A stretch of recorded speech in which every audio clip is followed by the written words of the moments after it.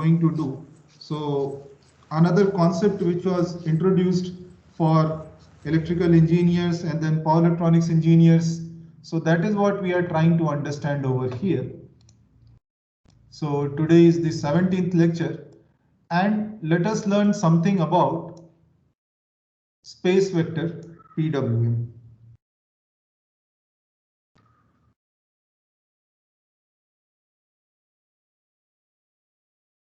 So you must have read something about it.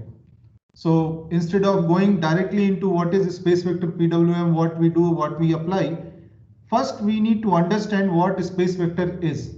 What are we trying to do with that? How it has come up. So then we can go on understanding about what PWM has to do with the space vector, and then how we use this tool, how this tool can be used.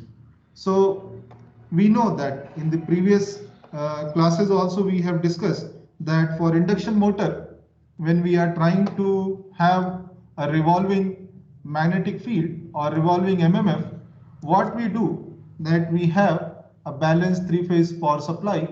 So let's say VR is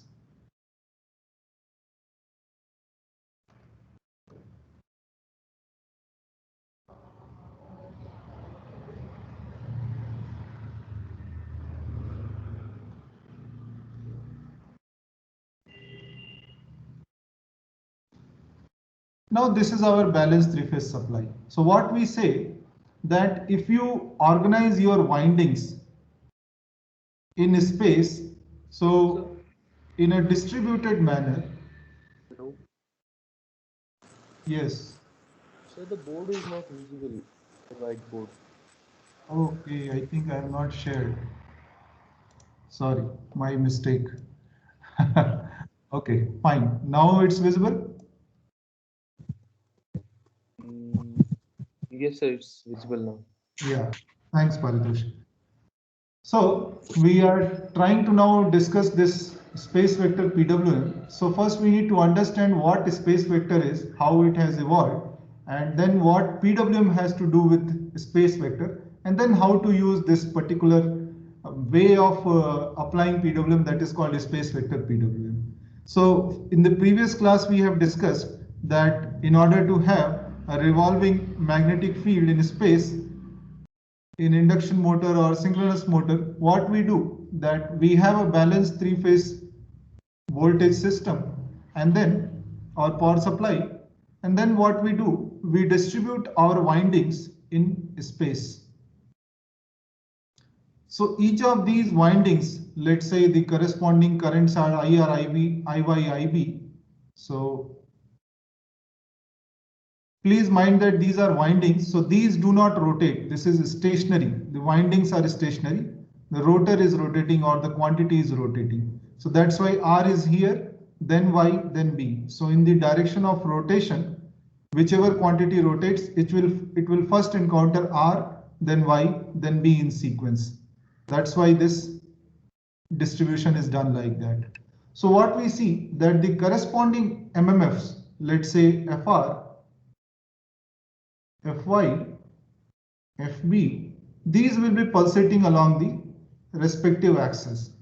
But the resultant MMF, which is generated by the three-phase winding or distributed winding system, let's say this Fr or not R, let's say Fs we write, and we put a vector sign over here. So this Fs will be a revolving vector with a defined magnitude, and it will be revolving in counterclockwise direction at the synchronous speed. So this is what we have seen, that in machine we can have this kind of arrangement to generate the vector. Now the same concept is extended for any quantity in a three-phase system or multi-phase system. So what we do, basically we represent. So we have three voltages, VR, Vy, Vb. Now we want to represent this vector. So one way to represent this is you can position these vectors similar to the windings in a plane. So let's say if I write VR, Vy, Vb. So these are spread out similar to the windings. Now this arrangement, what it will do, it will again similar to how the winding was generating a revolving MMF, this will generate a revolving voltage vector Vs in the counterclockwise direction and revolving at the synchronous speed. So this is one way of representation. This is mathematical representation. And this is true for any system, not just motor drives. Even if you have to analyze some grid connected system or anything, so we can represent the quantities like this. This is a mathematical representation. So this is what is called space vector notation or representation. So we are just spreading out the vectors. So this VR, Vy, Vb, these are fixed axis. So you may call it stationary. But the resultant voltage vector Vs is revolving and actually going on a circle as these three change. So these will be changing along their respective axis and the voltage, resultant voltage will be going on this circle. So how you can represent Vs in terms of VR, Vy, Vb? So mathematically how we do, we write like VR plus, so assuming that this, let's say, is our reference axis. So then 2 pi by 3 from here, then 2 pi by 3 from here. We can have any reference axis and then accordingly everything will be changed. So in the counterclockwise direction, when we rotate, we just add this e raised to the power j 2 pi by 3 to that quantity. And here it becomes 4 pi by 3. So in the counterclockwise direction, this angle is positive, e raised to the power j theta. So because it is 2 pi by 3, we know. So then it is represented as 2 pi by 3. It could be any theta, not necessarily 2 pi by 3. Any theta could be there, and that can be represented in this manner. So only issue is if this theta is not equal to 2 pi by 3, then it will be an unbalanced system. So let's not deviate for these things and assume that this is a balanced system. So we have 2 pi by 3 coming up over there. Now, if you separate out the real and imaginary terms for the vector, if you solve this, so you can write this as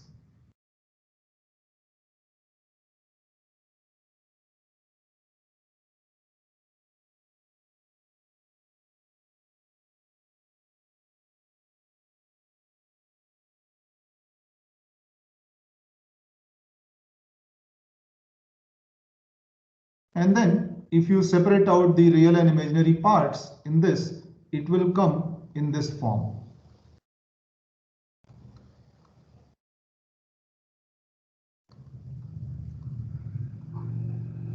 This is our voltage vector, which has real and imaginary terms. So we can define two orthogonal axes, let's say alpha beta. Again, this alpha and beta is stationary. Alpha beta is not moving. Alpha beta is only changing its value. So these are the components of this vector along alpha and beta. So let's say alpha is the real axis, then beta is the orthogonal component or the imaginary component for that. So this Vs, which can actually be written as this. So this is, if we have balanced three-phase system, VR plus Vy plus Vb equal to 0, then this part V alpha will become 3 by 2 times of VR.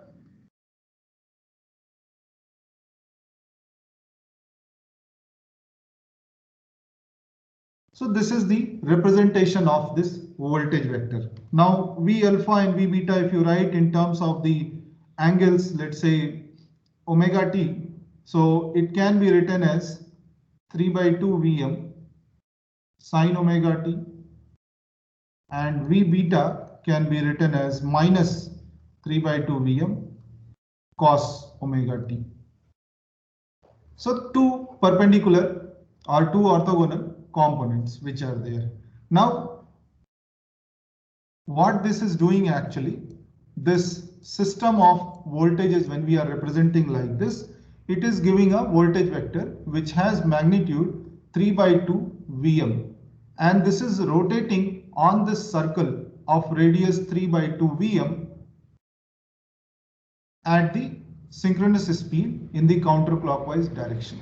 The radius of this circle is 3 by 2 Vm. That is the magnitude of the vector.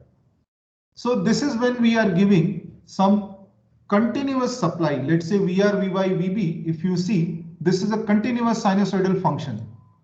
And then we have a circle representing that vector. But what happens when we give voltages from our inverter? Then we have only discrete voltages which are given. It's not a continuous voltage. Then what happens? So let's say simplest example if we take for the 6-step operation or square wave mode operation.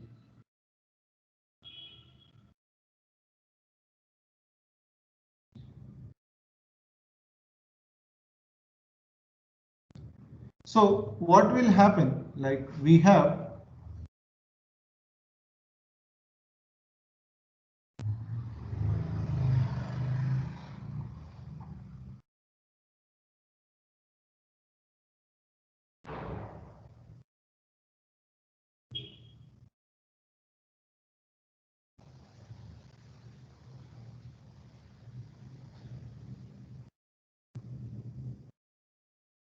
this is pi, this is 2 pi, and then we have y starting somewhere here.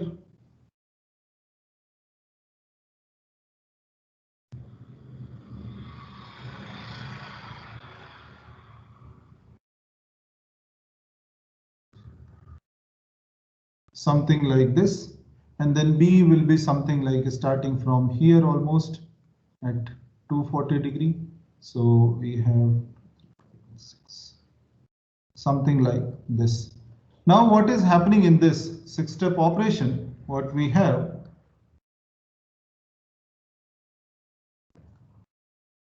we are not applying any continuous voltage. It is switching from one voltage level to another voltage level at certain instants. So either the value is plus VDC by 2 or minus VDC by 2.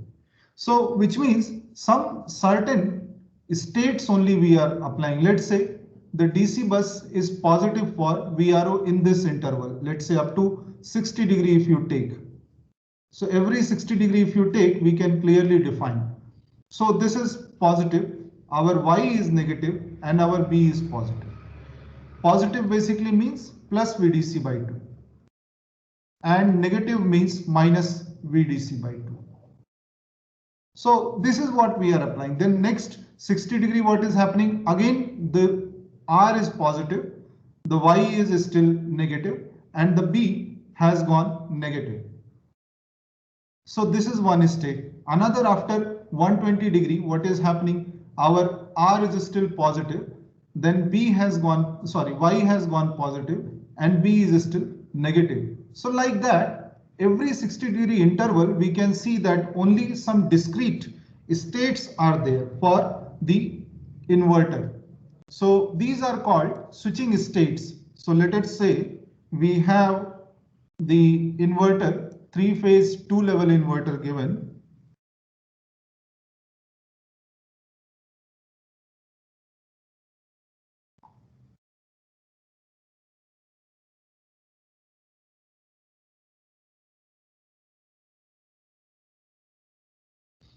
Now for this 3-phase 2-level inverter, the R can have plus minus VDC by 2 value, Y can have plus minus VDC by 2 value, and B can have plus minus VDC by 2 value. So in total, this inverter can have 2 raised to the power 3, which means 8 states. So each leg having 2 options and 3 such legs, 2 into 2 into 2. So these are the possible 8 possible states what this inverter can give. We may or may not use all 8, but it will have 8 possibilities what output it can give. So if we tabulate over here RYB, so we can write something like plus minus, sorry, plus we can start.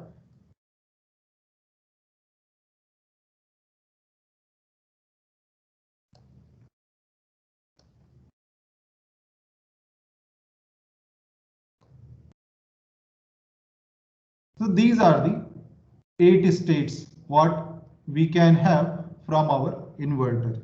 Now these switching states, so these are basically what I am calling as switching state, because this has a definite value. When you apply a particular state, that has a definite line-to-line voltage for the load. So for example, if you talk about VRY or VYB or even VRN, so this each will have a definite value given for this thing. Now, these states also can be represented in the same manner how we were representing the continuous voltage. So now if you see, let us say for example, one state such as plus minus. What does this represent? So first let us say have the three-phase axis RYB.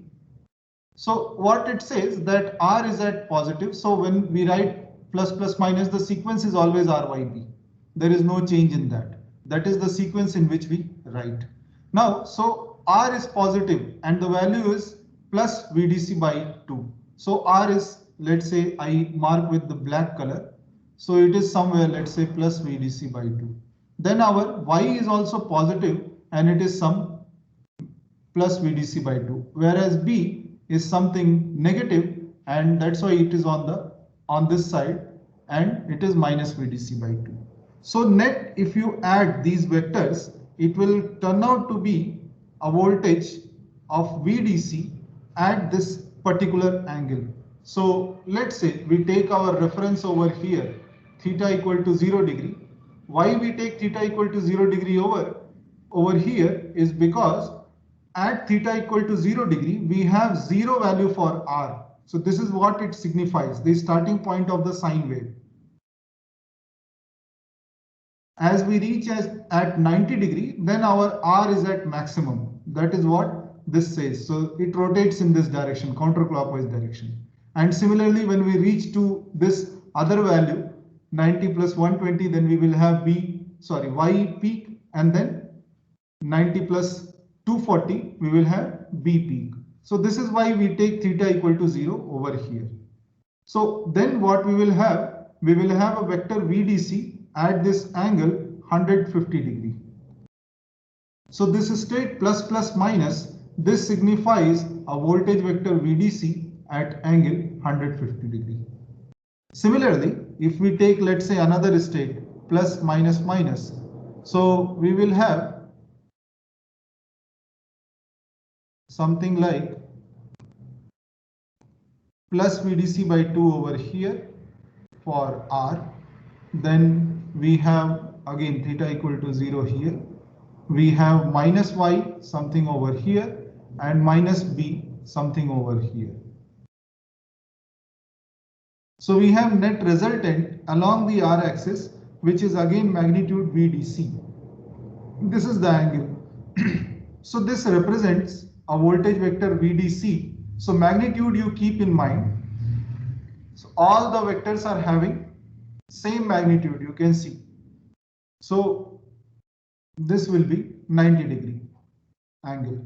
So this represents a vector, plus minus represents a vector VDC magnitude at 150 degree angle, whereas plus minus represents a vector at 90 degree angle and with same magnitude VDC. Now one more state, if we see for example something like plus, then what happens? R, Y and B, all three are positive and having the same value. So this plus VDC by 2, this also plus VDC by 2, and this also plus VDC by 2. So this will result into a zero magnitude vector. So the magnitude of this switching state will be zero. So we can represent this vector at the origin. So this is represented as a dot at the origin. So similarly for minus minus minus also we will get a zero vector or zero value. So now in this table, if we tabulate our different vectors, what we are getting,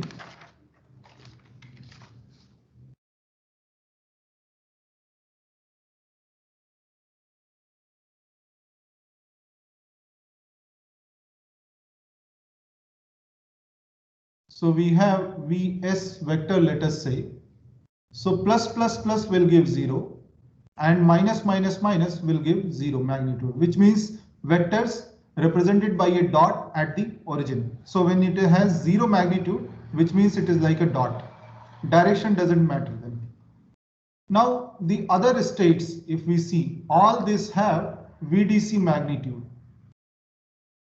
You can do more examples and see all this will have same magnitude, but the angle will change. For suppose plus plus minus, this angle we have seen is 150 degree. Then plus minus minus we have seen as some 90 degree. Then plus minus plus will be something like this will be 30 degree. Then we have some minus plus plus, this will be 210 degree. And then, sorry, 270 degree. And then we have minus plus minus, which will be like 210 degree. And minus minus plus will be something like 330 degree. So we see that each state or each switching state is actually giving a definite voltage vector at certain magnitude and certain angle. So if we try to locate these in space, so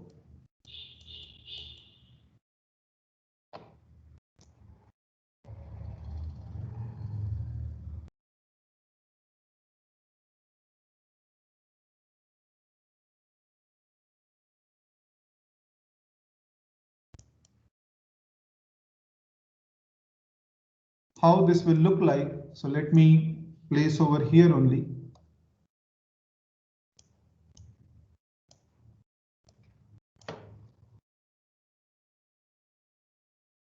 This is minus r and then this is minus y. So if you just correspondingly put these vectors on this axis in this space, so what you will see that the vector plus minus minus comes at this location. So our theta equal to 0 is somewhere here. So plus minus minus comes over here, then comes the plus plus minus, then we have minus plus minus, then we have minus minus plus, then we will have minus plus. Okay, this should be minus plus plus, and then minus minus plus, and then we will have plus minus plus, and the other zero vectors will be at the origin, so it can be represented here. So we have 6 vectors on the tips of or on the sides of the hexagon. So the 6 vectors which are having some magnitude, these are called active vectors. And the other vectors which are having 0 magnitude, these are called zero vectors. This you know already. So meaning of zero vector is when we have all 3 plus plus plus, which means what? We have all 3 top switches connected. This is connected, this is connected, this is connected. So the resultant voltage is 0. The line to line voltage is 0, which means what? Our load is actually shorted through the positive DC bus. The load is shorted. The current is free to circulate through the DC bus, through the positive DC bus. So similarly, when we have minus minus minus 0 state, then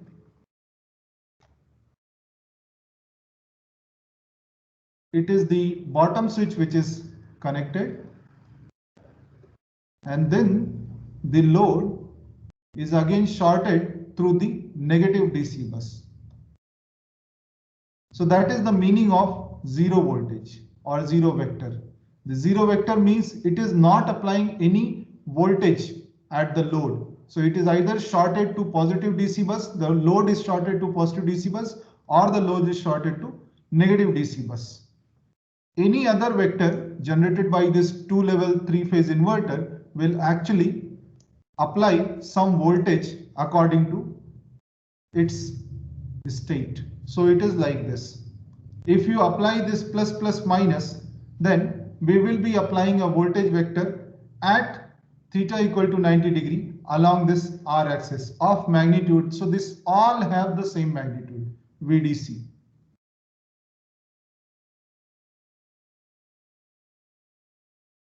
Now these vectors can be numbered in sequence. So let us say we start from here 1, 2, 3, 4, 5, 6, 7 and 0, 0, 0 or minus minus minus can be called as zero state, zero vector. So this is minus minus minus.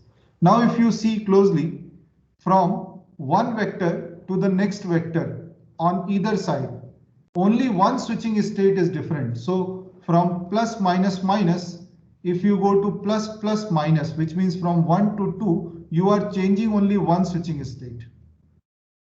Again, from plus minus minus, if you are coming back to plus minus plus, which means from 1 to 6, you are changing only one switching state. So at a time only one switching is happening.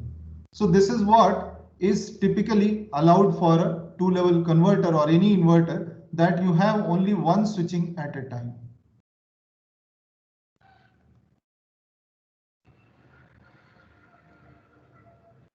This is what it says. So from 2 to 3 or 2 to 1, and then similarly from any one. So then there is rule for the zero vectors also. So from 1 you can come back to 0, but going from 1 to 7 is not allowed. So 1 can be changed to 0 in one switching state. Plus plus plus minus minus can be changed to minus minus minus, and similarly 2 can be changed to 7. Plus plus minus can be changed to plus plus plus. So with one switching operation, we can change from one vector to another vector. This is what is allowed. We cannot have vector 1 applied and then suddenly we apply vector 3 or vector 4. This is not allowed. Now, this complete hexagon, if let us say I draw,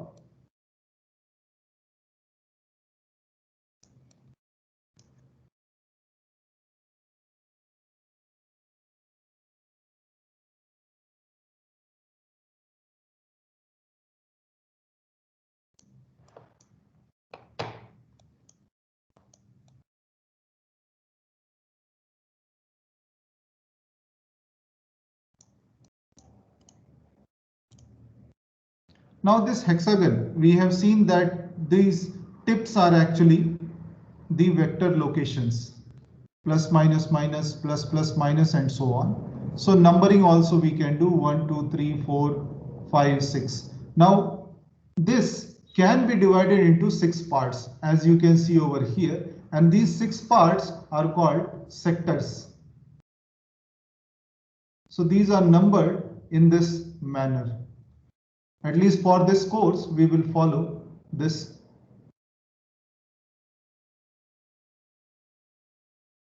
So what we have basically, that each sector is having 2 active vectors associated with that, and of course the zero vectors are anyway associated with all the sectors. So any sector, let's say you call 1, it is having 2 active vectors associated with that. That means 2 active vectors are forming the boundary of the sector. So between 1 and 2, this is what sector 1 is. Or in terms of theta, let us say if you want to define, so theta equal to 0 degree, taking this reference axis. So sector 1 can be defined as theta between 90 degree to 150 degree. This is what the nomenclature we follow in this course. Now, another thing to closely observe, if you see that these states which you have got out of these these vectors what you have got out of switching states, these actually are located at one of the peak of the phase voltages. Either positive peak or negative peak of one of the phases. Let's say at 90 degree we have R phase positive peak. Then at this 270 degree we have R phase negative peak. So 1 and 4 are like located 180 degree apart. So if you see the vector plus minus minus is for 1 and minus plus plus, the exactly opposite vector is for this 4 and which is 180 degree apart. Similarly, when we have y peak over here, it is minus plus minus. So only that particular phase is positive where the positive peak comes. So then here we have y positive peak coming up, and exactly 180 degree apart we will have plus minus plus, which means y negative peak. Similarly, B phase peak comes over here, so it will be minus minus plus. So B phase positive peak. So whichever state or whichever phase is positive, then it corresponds to that positive peak of that particular phase. The other two phases are negative. And similarly here plus plus minus, the other two phases are positive, B is having negative. So this is B phase negative peak. So that is the way to identify which state you are applying where. So from theta at 90 degree, we must have something close to plus minus minus. At 150 degree, we must have something close to plus plus minus, and so on. So this is how we can identify what we are doing. So these states or these vectors actually represent one of the peaks of one of the phases. So I hope this representation at least you are getting properly. Am I correct? Yes, sir. Okay, now let us try to understand when we were applying this 6-step voltage, what we were doing. So any voltage, any PWM what you have studied so far can be represented in terms of space vector. So if you see closely, let me draw somewhere here. So this part if I take out,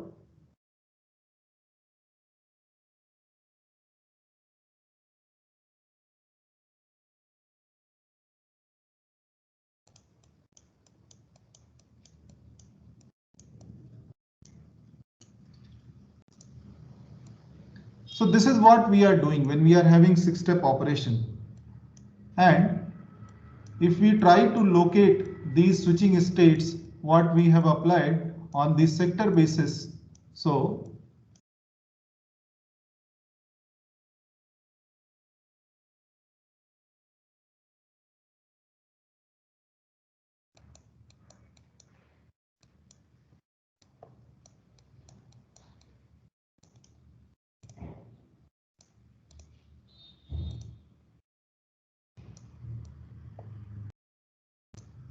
what we will have actually,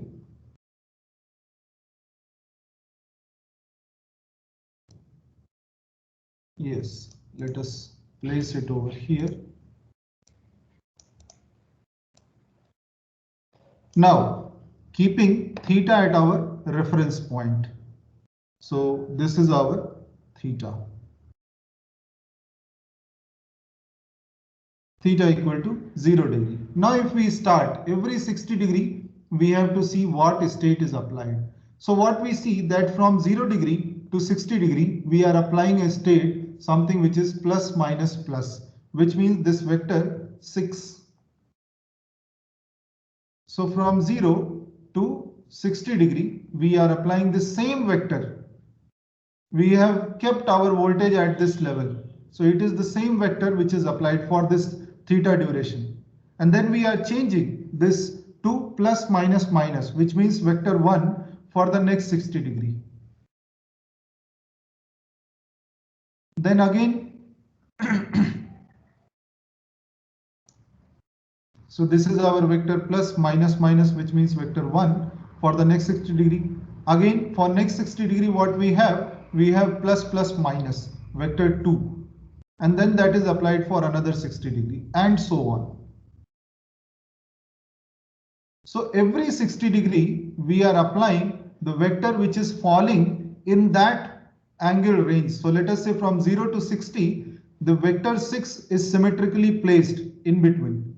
And then for the next 60 degree, the vector 1 is placed symmetrically. Then another 60 degree, we have vector 2 positioned symmetrically between this angle. And this is what our PWM voltage. So this has some fundamental component which we know, right? That is a sinusoidal component, three-phase balanced sinusoidal component. Now how that voltage vector is rotating? So that is going on a circle. So something like this we can position. The magnitude we know.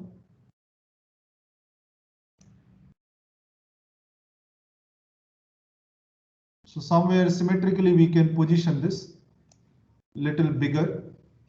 Yes, something like this.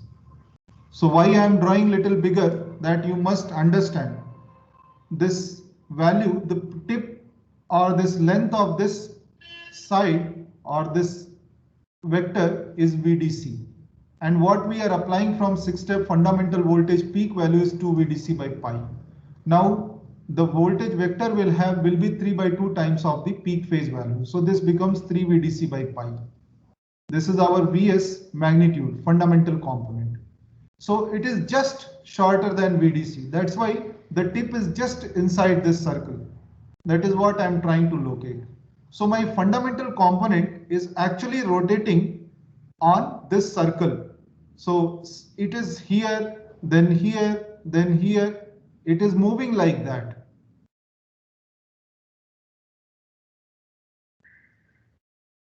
And what we are doing, we are applying a fixed voltage of this value and angle, and then fixed voltage of this value and angle, and this fixed voltage of this value and angle, fixed voltage of this value and this angle, and so on. So what we can see, that when our voltage vector, fundamental voltage vector, moves between, let's say 0 and 60 degree, then it is closest to our vector 6, and that is where we are applying the V6 state. And then when it is going from 60 degree to 120 degree, we are applying this V1 vector. So depending on where our VS1 is moving, we are applying our voltage vector. This is clear?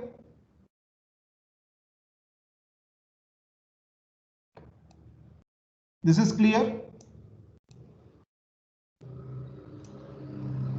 Yes, sir.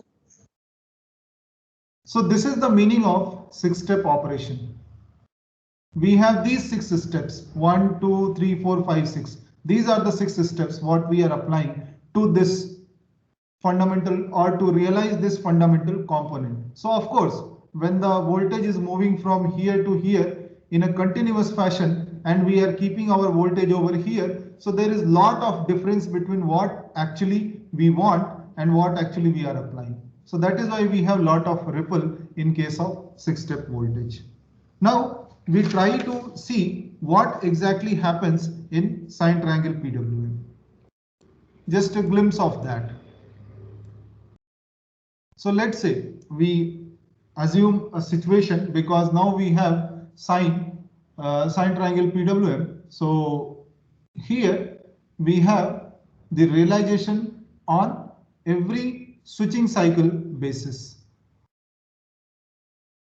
So let's say we take one switching cycle or one sub cycle, half of the switching cycle, and the scenario is something like where we are going close to the R phase peak. So let's say MR will be maximum say 0.6, My will be somewhat negative, and MB will be somewhat more negative. So we are somewhere close to the positive peak. That is the scenario we take. And then we have the falling half of the carrier. We can have rising also, but this to illustrate I am using this falling edge. So from +1 to -1 it is changing. Now if we mark our voltages, let's say 0.6 somewhere here, then -0.2 somewhere here, and -0.4 somewhere here. So this is MR 0.6. So sum has to be 0 for sine triangle PWM because these are balanced quantities MR, My, MB. Unless there is something added deliberately to that, which is the common mode we have discussed in the last class. So unless there is anything added, this is a balanced three-phase quantity, and so this must add to 0. Now what will happen? We have different intervals within this subcycle. So please note that this is half of the switching cycle, Ts by 2. Only one part of the carrier is taken. The half of the carrier is taken. So 4 parts are there. Now what we see that let's say this duration is T1, T2, T3 and something like T4. So what we are applying actually, so let us say when our carrier is higher than every phase, which means R is also negative. Let me write here, R is also negative, Y is also negative, B is also negative. So something like minus minus minus is applied during this T1. Now the moment MR becomes higher than the carrier, this state becomes plus, but still the Y and V are negative. So here what we are applying is actually plus minus minus voltage state or switching state. Then again, if we see that R is already positive, then Y becomes positive and B is still negative. So this is something like plus plus minus. And here again, everything goes above the carrier, so it becomes plus plus plus. So what we are actually applying, if you correlate from the hexagon, so we are applying a voltage state 0 for this time duration T1.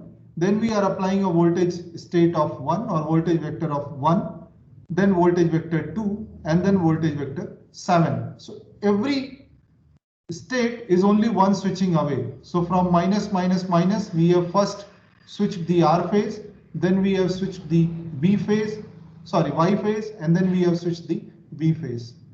So one switching at an instant. This is what we are trying to do in our sine triangle PWM. So what we do, that we apply V0 for duration T1, V1 for duration T2, V2 for duration T3, and V7 for duration T4. And this all T1 plus T2 plus T3 plus T4, this must add up to Ts by 2. This subcycle time period. This is what we do in sine triangle PWM. So let's stop over here. You may have another class today. So we'll start from this tomorrow. Any doubts you may quickly ask, otherwise